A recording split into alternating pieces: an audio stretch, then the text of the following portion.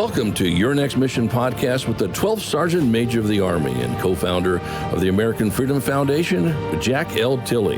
Proudly presented by Cavalry Agency, Navy Federal Credit Union, Purdue University Global, and Veterans United Home Loans.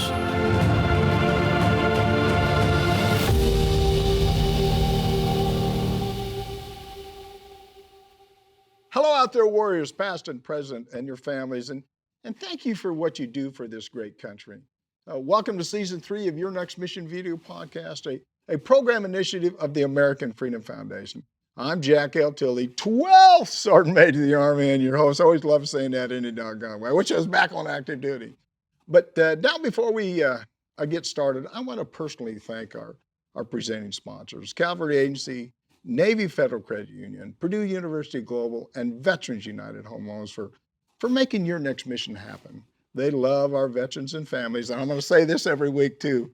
We love them too.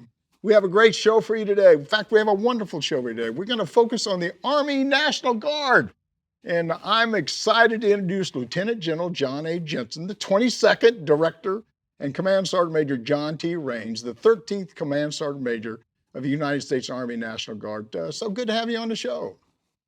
SMA, it's great to be here with you today. Thanks for the invitation and have the opportunity to talk a little bit about the Army National Guard. I tell you, the National Guard does such a great job, and I think our audience is really going to be interested to hear what both of you have to say today. But there's always a but to everything. We have a lot to talk about today. But before we do that, here's another but for us. Can each one of you tell us a little bit about yourself? And sir, we'll start with you. Okay, great.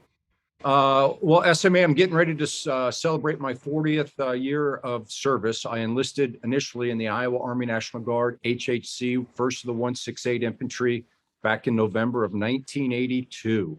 Like a lot of reserve component soldiers, I enlisted initially for the college bonus, but then just really found a lot of purpose in this mission and served with some great men and some great women, and so it just became part of my life. Got commissioned in 1989. I've held every position from platoon leader to division commander, and had the great opportunity to serve as the adjutant general of the Minnesota National Guard before coming into this position as the 22nd director. And then I've got this great teammate over here to my right who's going to tell us a little bit about himself too. Well, before you say something, sir, every time I get somebody on the show, I always say that, not too many people have over 36 years. And so I always say, you're a quitter because you didn't serve as long as me. Now I got to say, I'm a quitter. I'd never call you that, Sergeant Major. Never. All right. Hey, Sergeant Major, go ahead, man. Hey, SMA. Hey, yeah, we can't ever call you a quitter. I mean, you are the quintessential soldier for life. I mean, continuing to do what you're doing with Freedom Foundation. And hey, we thank you and the honorary Sergeant Major. I told you, don't build him up. Hey, you already gave the welcome, John Raines. I am the 13th Army National Guard Sergeant Major. Hooah! I could not hear you. But hey, I am originally from Alabama, but when I first started my Army career, around 1989. I don't have the 36 years. I've got 33 years. So I'm still just a youngster, in the Army compared to the gentleman sitting to my left and you. But I started out in the regular Army. I did about 9 years in the regular Army, and then got out of the regular Army, came back to my hometown to be a firefighter. I was from a firefighting family. My dad was a firefighter, and that's what I chose to do until those two airplanes flew into the Twin Towers. And I was actually getting off shift that day when they flew in. And I knew when that second one flew in, I said, hey, I'm going back in and I'm going to serve the country in a different way.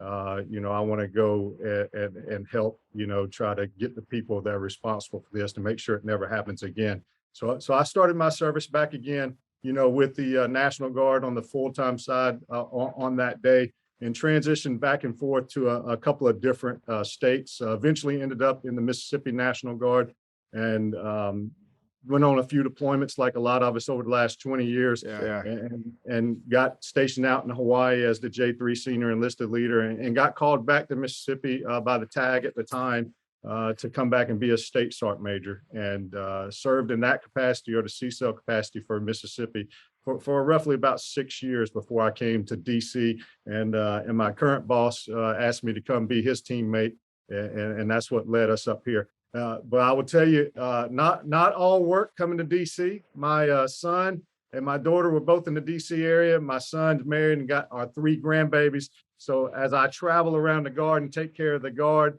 and a big part of that's our families. I have positioned my wife of 33 years here with the grandbabies, which makes her really happy. And when I get back to DC, makes Pap really happy as well.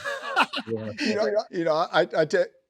I tell you, I must be getting really. I got 3 great grandbabies, and I love them to death. There's no question about it. Now you only have 33 years, but I'm not going to call you quitter. I know you're still serving. Sir, we're going to start with you. Today we're celebrating National Guard's birthday, 386 years today. Can you tell us a little bit about the long and impressive history and service to our great country? I know personally all the stuff the National Guard does, but can you tell the audience a little bit about it? Yeah, so we draw our birthday back to December 13th, 1636, so 386 years ago. Wow. In at that time, the Massachusetts Bay Colony, the local government there mandated that they establish a militia. So 3 regiments of 500 citizens per regiment were formed and had that first muster. Now, I got to tell you, though, SMA, there's a little controversy on 1636. So if you're a Virginia Guardsman, right, you'll say that the National Guard's birthday goes back to 1607 in Jamestown, right, when the establishment of a militia in Jamestown. But if you're a Florida Guardsman, you'll go back to even farther in history, and you'll claim in St. Augustine in 1565. The local citizens came together and established a militia for their protection. But outside of those 2 states, the official, as decreed by the United States Army, birthday of the National Guard is December 13, 1636, 386 years ago, and we're super proud of that. Well, I'm going to tell you right now, I don't think a lot of people know the kind of sacrifice that the National Guard makes for this country. And a lot of, I go out and speak at a lot of different events, and we see the National Guard in our communities and a lot more than any active duty. I don't think we ever see the active duty out there. So I just, again, want to tell you guys, thanks a lot for what you both are doing and what all the National Guard service members are doing for our country. Sir, can you describe the National Guard mission involvement, both at the local and the federal levels? I mean, I know they're involved with a lot of different stuff there. Right. So what makes the National Guard different from our other reserve components is exactly what you just laid out there, SMA, is our dual status. So we simultaneously serve at the state level and at the federal level, right? So that status is called Title 32. That Title 32 status is federally funded, but under the command of our governors at any given time. And so we're able to respond locally inside our communities and inside of our state upon the order of our governor, and can do that immediately. But we also have that federal mission where under the President of the United States and the Secretary of Defense can get mobilized and deployed, as we've seen Guardsmen do for the entire history of the United States, respond to federal emergencies, whether that's OCONUS or even inside of the United States. So that dual status makes us different than the other reserve components of the Department of Defense. Yeah, I mean, I simply tell you, in all the deployments that I've ever had in the military, we could never get the job done without the National Guard. The Army's, well, I was on active duty. We had 10, now we got 11 divisions, but that constant rotation of, Afghanistan and Iraq, if the National Guard had not been in that footprint with us, it would have killed the active duty. So again, God bless you for what you guys are doing. Sergeant Major, people first is one of the Army's, major priorities. I know your soldiers have been doing a lot in the last couple of years. That's affecting the families, and they really have accomplished a great deal. Can you talk a little bit about that? Hey, SMA, yeah, you're right. The last few years have been hard on all Americans, not just Guardsmen, but all Americans have had, to deal with what's been going on the last few years. But what better way to get through that than be part of the solution. And when I look at our guardsmen, I mean, I think that's exactly what's helped them and their families get through this is they've often been part of that solution, whether we're talking about COVID, whether we're talking about civil disturbance, hurricanes, storms, wildfires. I mean, you name it. I think I heard the SMA talk about the other day. He was talking about the year of the guard. And he said, hey, it seems like it's been the year of the guard for the last 3 years. And I think it's been the year of the guard for 386 years at least, that's for sure. So no doubt that these last few years we have done a lot. And I mean, I think at one point in time we had over 100,000 guardsmen serving in some kind of status, whether it be in those ones I just mentioned or whether it be supporting geographic combatant commanders in the warfight. And we always like to hit on that one because it's easy to lose focus when we're responding here on the homeland in that role with our governors, and then sometimes even with the federal government is asking us to respond in the homeland. It's easy to lose track of how many we do have forward deployed with the warfight. So that's always a good number, and we always have a pretty much steady state force that is pushed forward in that warfight. So it's been difficult, but I would say that it's been easier for the guard side because we do feel like part of the solution, and we felt like that we're out there helping not just our families but the American family side of the house. And we've been on the news a lot. You've seen us a lot out there. Yeah. You've seen our presence out there. And I'll go back to what you said.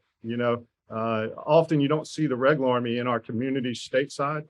But what you do see is you see the Guard. So a lot of times we get to know the Army through our Army National Guard because they are out there in the communities doing what they do. But I also like to draw our golden triangle. We talk about the soldier, we talk about the family, and we talk about the employer. Every one of those allow us to be successful in the Guard, and we couldn't be successful without any part of that triangle. Yeah. That's, you bring up a lot of good points there. One is that on a normal day, I normally say the active duty side of the house has probably between 80 and 120,000 deployed to about 140 different locations or 80 different, I can't remember the numbers right now. Or you guys are about the same way, aren't you? I mean, you have 100,000 probably deployed in 60 or 70 different locations around the country. Our high point SMA was June of 2020. We had 100,000 out of the 336,000 mobilized either on a mission here in the United States or an OCONUS mission. What we've been averaging after we got out of the COVID response is about 30,000 that are mobilized at any given time here in the United States and overseas. And so primarily post-COVID, it's been that federal mission. That's where our largest number is, but it averages between 30 and 36,000 at any given time. Yeah. But the other thing you made me think about, the stress that's placed on, the National Guard because they got a full-time job. What about the employers? Do you have a lot of concern about the employers, especially when you deploy and then come back? I know that was always an issue when I was on active duty. Is that still a pretty big issue about going back and making sure they don't lose their employment?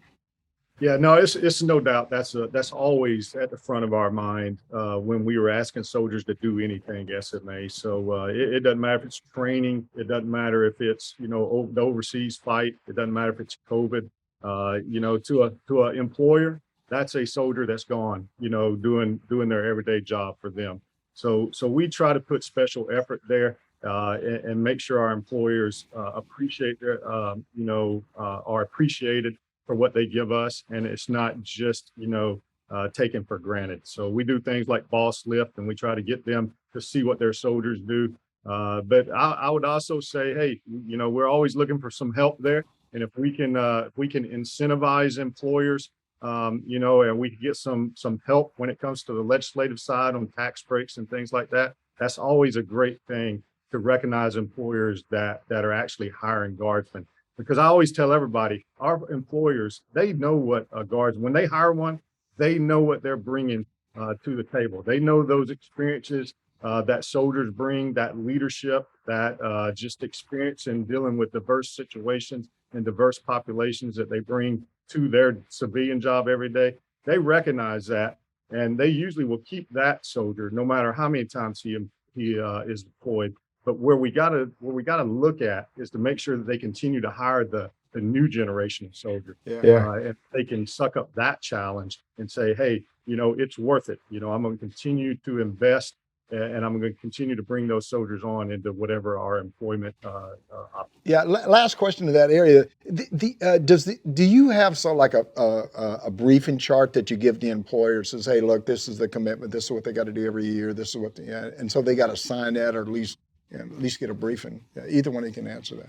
Yeah, in my experience, what we would do was we would arm each soldier every year with a document that showed all of their training dates for the entire year that we asked them to take to their employer and share that with their employer. Usually signed by company commander or battalion commander, just to provide that formal notification to the employer about, hey, this is what the requirement is, this is what our expectation is. And what we found is that the more that we can communicate with our employers, the more supportive they are. The more predictive that we can be for the requirements, the more supportive our employers will be. And so it's like every other organization, SMA, this, it's communication. Yeah. The last thing of that, I would imagine sometimes you bring those employers into your National Guard armories and say, let's brief you, let's get the education, have like a family day with them so you can keep them close to you. So they certainly understand.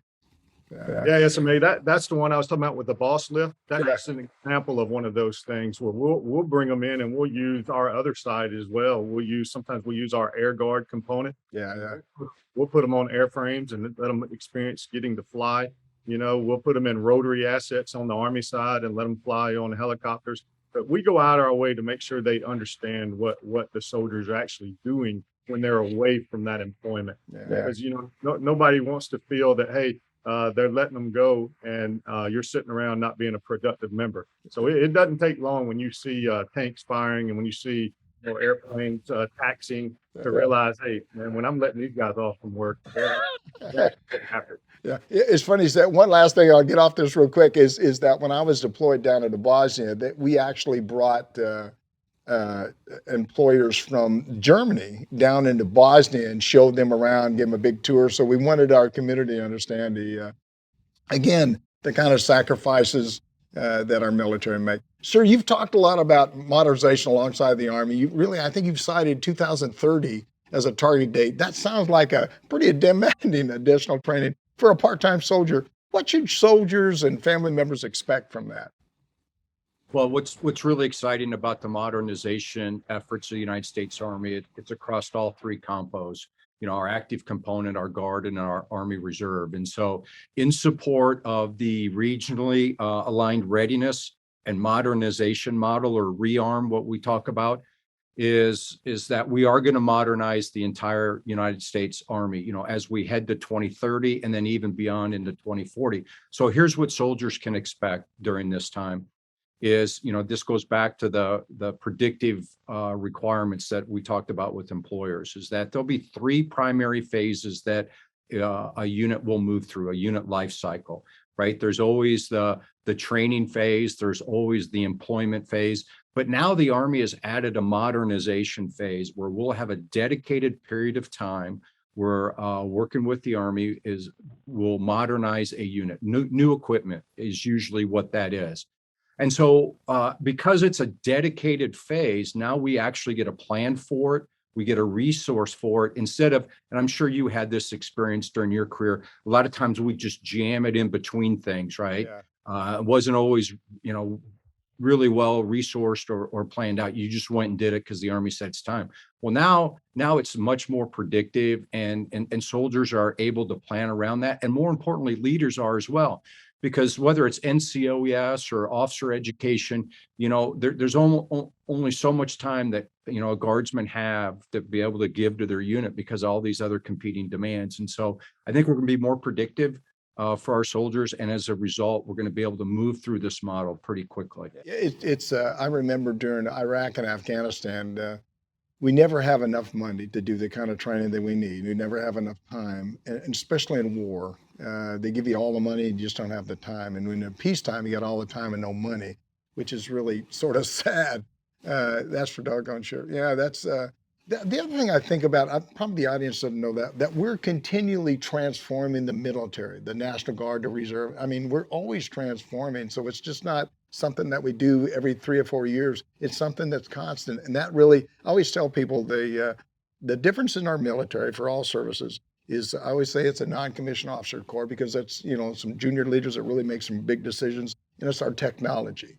That makes us the biggest. We're not the biggest army in the world. We're the third largest. I think it's India, Pakistan, and then us. We're number three. But that's a big deal. We got to make sure we keep transforming the army and making sure that we have the right equipment. The other thing is going back to Iraq and Afghanistan. One of the disadvantages of that time was, I hope it's better now, is that the Army National Guard didn't have the newer type of equipment. We had older equipment at that time. And what we did is all of a sudden we threw all this equipment on you that was new equipment. I'm sure we fixed that problem now, haven't we? Or have we, I guess? Well, we really want to try to do this on the front end of any training cycle that leads us into an employment or a deployment cycle. Yeah. And so I think you're right on there, SMA. What you don't want to do it is get mobilized, go to your mobilization station, and then all this equipment's dumped on you right there, right before you go into theater. Because what you want to be able to do is have the reps and sets with that equipment, so you're an expert on that equipment. And the key part of that, and you laid that out, SMA, is our NCO Corps, right? We got to make sure our NCO Corps has the time to develop that expertise so they can do what they do better than any other element of the military across the world, which is train U.S. Army soldiers to be a lethal force on the battlefield. Yeah, there's no question, sir. We're talking with Lieutenant General Jon Jensen, Director and CSM Jon Range, Command Sergeant Major of the United States Army National Guard. And if you're watching Your Next Mission video podcast with me, I always like to say your host, Jack L. Tilley, 12th Sergeant Major. Don't forget, you can, if you enjoyed this discussion, you can click on that subscribe button below and join the force. Be a part of the team. Be a part of the National Guard team, the Army team, but be a part of our country's team. And that's certainly what we're looking for here. Sir, to continue on our discussion about modernization, you said that modernization is just not about equipment. What do you mean by that? Yeah, when we talk about modernization, we always think of new things, right? New kit, new gear. But for the Army, it's also going to be about new organizations. We're going to organize the Army differently. We have now moved back to division-centric formations, right? Where the decisive action arm of the Army is going to be that division headquarters and the brigades below it. But more importantly than that, it's about people, right? It's ensuring that we're recruiting and assessing the right people. It's about retaining the right people. It's ensuring that we're training our people and we're giving them the latitude to lead.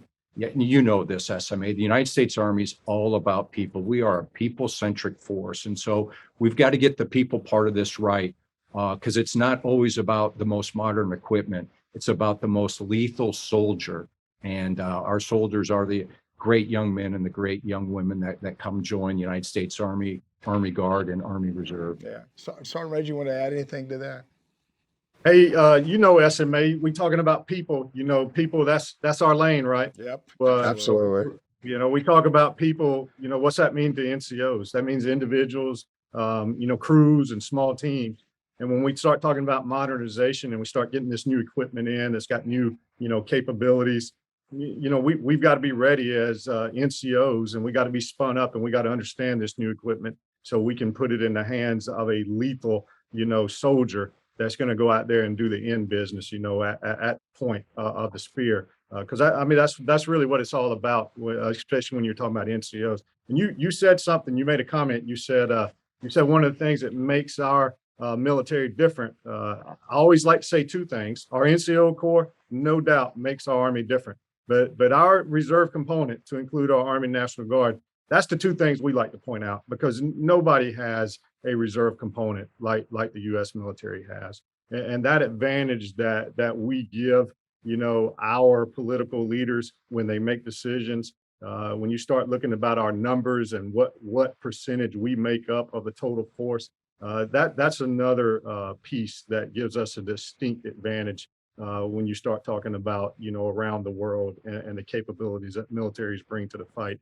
But getting back to the people side of the house, I look at the modernization, and we're not just modernizing just to keep pace with our peers. We're also modernizing just because we need to do some things better. Yeah. When we look at taking care of our people, for example, I look at some of the things that are out there on, that give us challenge right now. We've got just so many sets of orders, and when our regular Army counterparts think about orders, in their mind, they're thinking about travel orders. They're thinking about, hey, I'm going somewhere, I'm going to school. But in the Guard, that means pay orders. Every time we bring a soldier on, that means that, hey, we got to cut a new set of orders for that time period. Yeah. And we're challenged by that, So when you start looking at things out there, we need to modernize our systems as well of taking care of people and to enable us to take care of our people, more efficiently and effectively. And really that means paying them the right amount at the right time. So that's some of my focus when I think about the people front and I think about modernizing. That's where my mind goes, is making sure that soldiers aren't having to think about those other things, that they're able to think about this new equipment that we're going to put in their hands. They're able to learn that the best they can. Yeah, I wish I should have a notebook and write all this stuff down, because you guys are saying so many great things. But one of the things I think is trust and confidence. They got to be trust their leaders.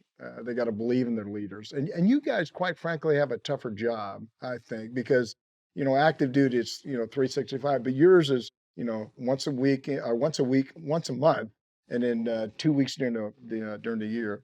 But it's tougher because you're sort of dual hatted and where you're focused, and staying efficient is really a tough one too.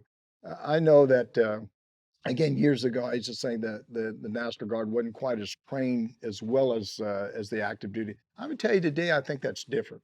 I think you're trained just as well as the active duty, because again, we couldn't get the job done. But you're really right when you both talk about people. If the people don't trust your leadership and they don't believe in you, you'll never accomplish anything. You can't get the job done, and that's what makes us different. That's what makes us different than everything else. The other thing I think is really important is the family aspect, the stress that you put on the National Guard and the families that don't really. I guess you probably do have that family network around the communities that really help each other out. Again, that's a question for both of you. Do you have a good family support teams that help the families, especially when you guys are deployed? Yeah, SMA. I told you earlier when I introduced myself that I started out in the regular Army, and then I came into the Guard. And I would say that when you look at some of the challenges that are out there, that is one of the challenges piece, because our soldiers aren't always from within 2 blocks of their armory. Our promotion systems and stuff spread soldiers out across our states. So we're challenged, but I also think that's one of the things. If you look at some of the positives that have come about through COVID, we've actually come out with some virtual options out there to where we've gotten a lot better at communicating with those distances involved. And I look forward to seeing where we can go with those pieces. But I'll also tell you, I would be remiss if I didn't bring up Karen. I told you I've been married 33 years. She'll be at the nominative leader course this next week. She'll be sitting on a seminar with the SMA's wife, Alexandra, and they actually reach out to the families, and they try to make sure that we're hearing where the struggles are at in those families. And I think at the end of the day, that's what these family support groups are there for, is to be that communication, like my boss just said. He said communication.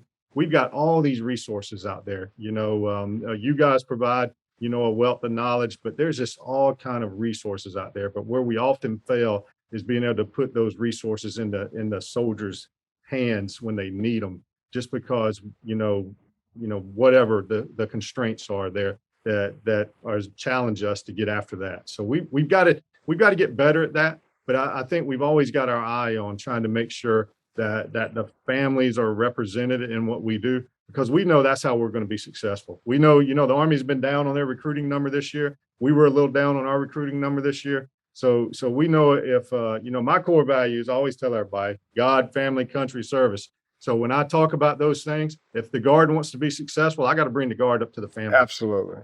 Yeah. And I think that's what our family support groups are about. Sir, you want to add anything to that? Or Yeah, I do, SMA. I think the big difference between the active component and the Army Guard is we just define our communities a little bit differently, right? So, if you're stationed at Fort Hood, your community is Fort Hood.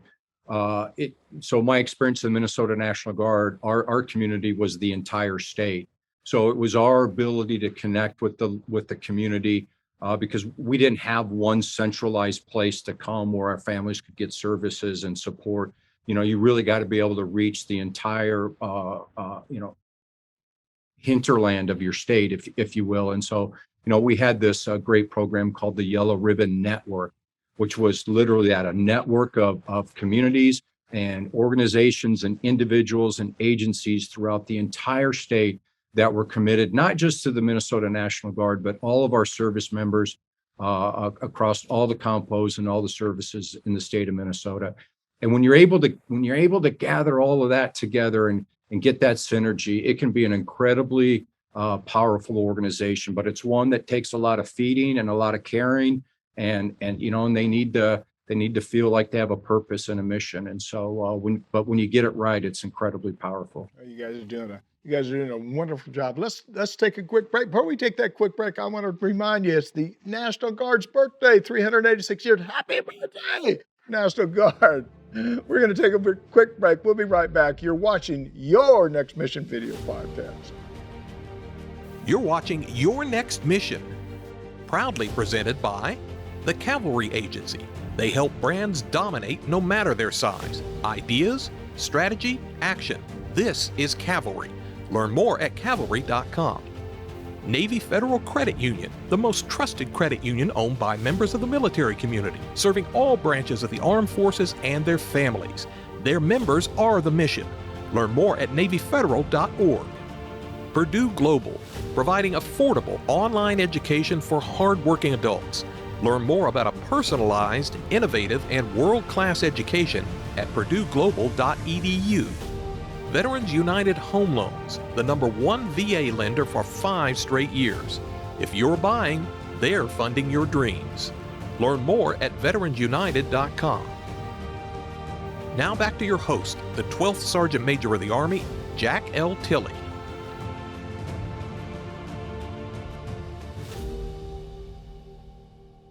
Welcome back. We're blessed to be here today with Lieutenant General John Jensen, Director and Command Sergeant Major John Raines, the Command Sergeant Major of the United States Army National Guard. And we're celebrating the National Guard's 386th-year birthday. Don't forget that. Wherever you are, stop, say happy birthday to the National Guard. I want our viewers to reach out to me directly. Tell us about your transition. Tell us what topics you like as a government. I always tell people this is not my show, this is our show. We're all part of a family. The only problem is I'm not going to give you allowance, but we're all part of a family. But tell us what topics you like to cover. You can call or text me at 844-424-1134, and I'll actually reach back out to you. Or send me an email at smatilley@yournextmission.org. Okay, let's pick it up where we left off. Unfortunately, we're Sergeant Major, we're heading into our final segment with you both today, and I hope you both enjoyed it as much as I have. I probably have a ton of questions, but they're only going to let me ask you a couple more questions here. To follow up, sir, you've said that this is your federal mission that enables you to accomplish your state mission. Can you elaborate on that? Absolutely, SMA. When you're preparing a soldier or preparing a unit for combat, that's the most complex mission we could ever do. And so we prioritize our federal mission because it's the most difficult, most complex mission.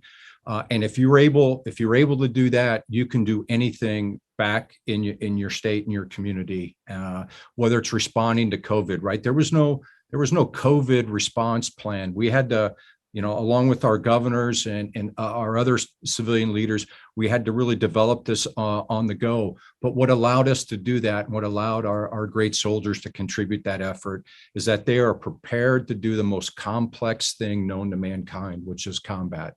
And so whether it's responding to wildland fires, hurricanes, COVID, civil unrest, our leaders have the skill. Our leaders have the knowledge to do that, and our soldiers, to your point earlier, they trust their leaders. They know that their leaders are there for them, and so it just allows us to do that whole. We used to call it spectrum of operations, but that whole array of operations. But it starts with our preparation for the warfight. Yeah. Again, I got to tell you how proud I was of the National Guard because, I was lining up, getting my shots, doing everything. And I've seen those National Guard flagging the cars through and doing a tremendous job. And again, like being an old soldier, it just makes me feel good that they're doing God's work. There's no question about that. Sergeant Major, this is probably a crazy question, but I'm going to ask you anyway. Is the Army planning to maintain the Army National Guard as its operational reserve? I think I know the answer to the question, but go ahead. Hey, SMA, I'm going to say a loud SMA Jack Tilley, whoa. So yeah, without a doubt. I mean, does it mean we're going to look the same, in 2030 as we look now? No, I think the director already talked about that, the division is going to be the centric organization, not the brigades. So we're going to have some with MDO, multi-domain operations coming down the pipe. We're going to have some different kinds of units out there. You look at the compo mix, there'll probably be some looking at, some early deploying units that the regular Army needs in their formation. There'll probably be some of that discussed to go back and forth. So when you look at those things, we'll no doubt be a part of we'll be the operational reserve. And when you look at the Army National Guard, what are we in the Army National Guard? We are the combat reserve of the Army. So that's our big mission, right? So if you want to be the combat reserve of the Army, what's that mean? It means you got to look like the Army. So our formations are going to look a whole lot like the regular Army formations look, and we're gonna give them that capability they need in that near peer fight. Because when you look at our force and you look at, no matter what you're talking about, maneuver support, you look at the division's going to be centric. 8 of the 19 divisions are Guard divisions. So you look at maneuver support, that's about 48% of the regular Army, of the whole makeup of the whole entire Army is Guard units. So when you look at that, I mean, we're a team and we're ready to go and compete in that space, with whatever comes down the need our country needs us to do. I don't think most people realize, when I came on active duty, which was a long time ago, we had 18 divisions in the Army.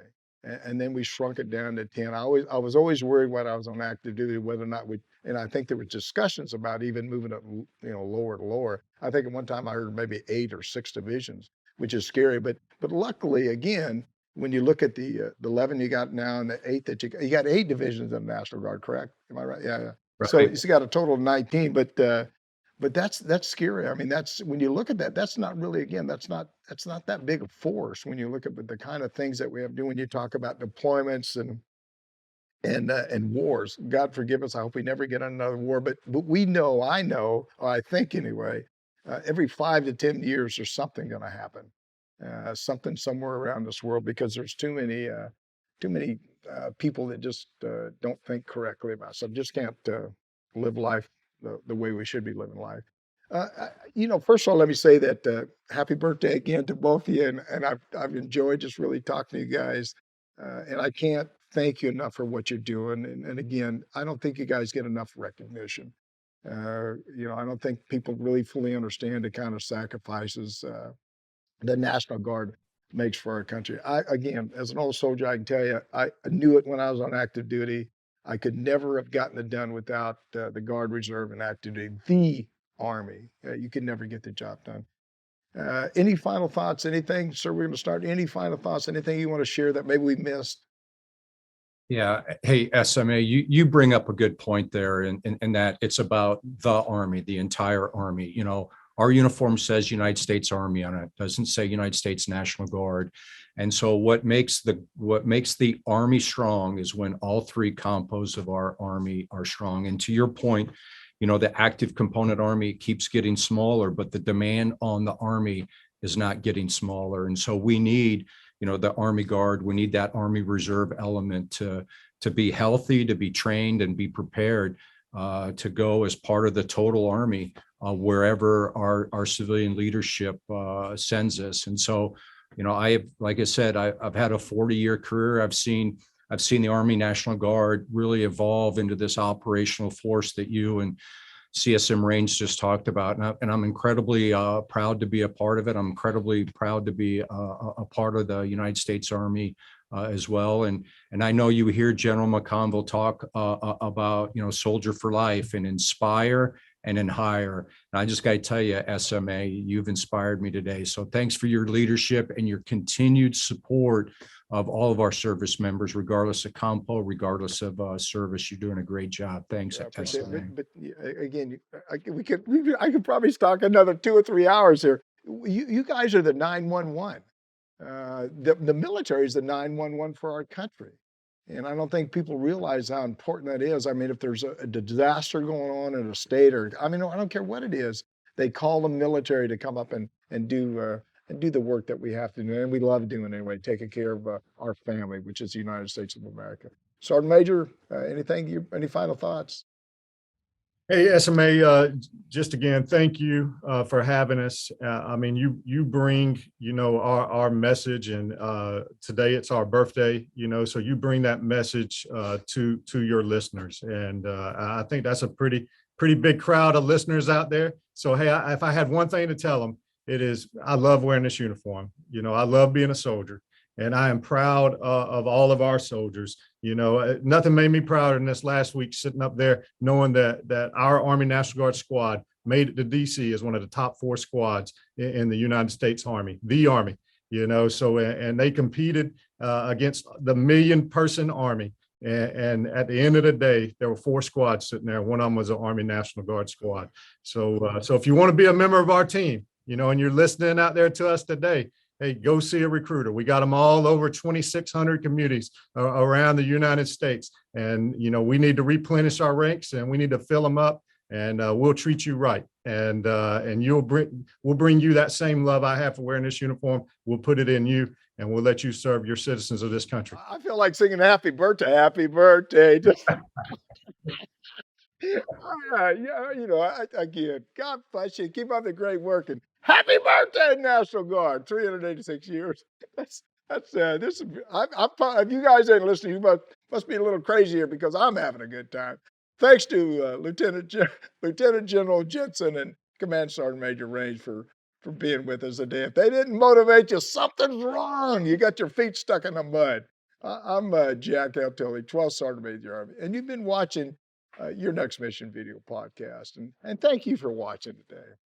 Please visit our website on yournextmission.org and leave me a review. I always say, I hope it's a good review, but if it's not, I can take it.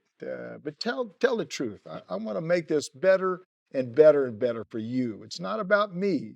It's about the Army. It's about making changes for our families and do all we can to make it better and better and better each and every day. You can also visit our partners there who can provide you with so many services that will assist you in your transition out of the military. I know that's tough sometimes, but we want to help you. Also, please visit our corporate partners and see all the jobs that are available for you. Please know we want to assist you any way we can. I'm going to say this one more time. Please know we want to assist you any way we can. Please follow me on all my social media channels. I'm an old guy. Never thought I'd ever say this stuff. Facebook, Twitter, Instagram, YouTube, and LinkedIn. Together, we can make a difference. Connect. And if you enjoyed this discussion, and I know that you have, with Lieutenant General Jensen and Sergeant Major Raines, again, I want to wish them a happy birthday, National Guard. I just love the heck of what they're doing and what they're doing for our country. If you've enjoyed this, please hit that subscribe button down below. Don't forget, we want to hear from you. Please leave me a message or send me a text at 844-424-1134, or send me an email at SMA Tilley at yournextmission.org. Again, thanks again to Lieutenant General Jensen and Sergeant Major Raines for being with us today. They are making a difference. It was just great having on the show. I always have final thoughts at the end, and I think today I'm just going to say I absolutely love the National Guard, and I think they do so much for our country. The sacrifices, the commitment, the deployments, that a lot of people never know the kind of sacrifices they make for our country. And just think about the families that are separated. Active duty, I was 365/7, 24 hours a day. I was there, I was engaged. But when you talk about the National Guard, there are people that 1 week in a month, 2 weeks a year, that are sacrificing so much to make us or allow us to be free. And sometimes we take that for granted. Never forget, we live in the best country in the world, and we love our freedom, but it's because of the sacrifices that our military make for all of us that we can't live free. Again, thanks for watching, and thanks to Cloudcast Media and New Mind Studios, and of course, our 4 presenting sponsors, Cavalry Agency, Navy Federal Credit Union, Purdue University Global, and Veterans United Home Loans. We appreciate all they do for our military. And as always, I love this part too, and as always, see you on the high ground. Hooah!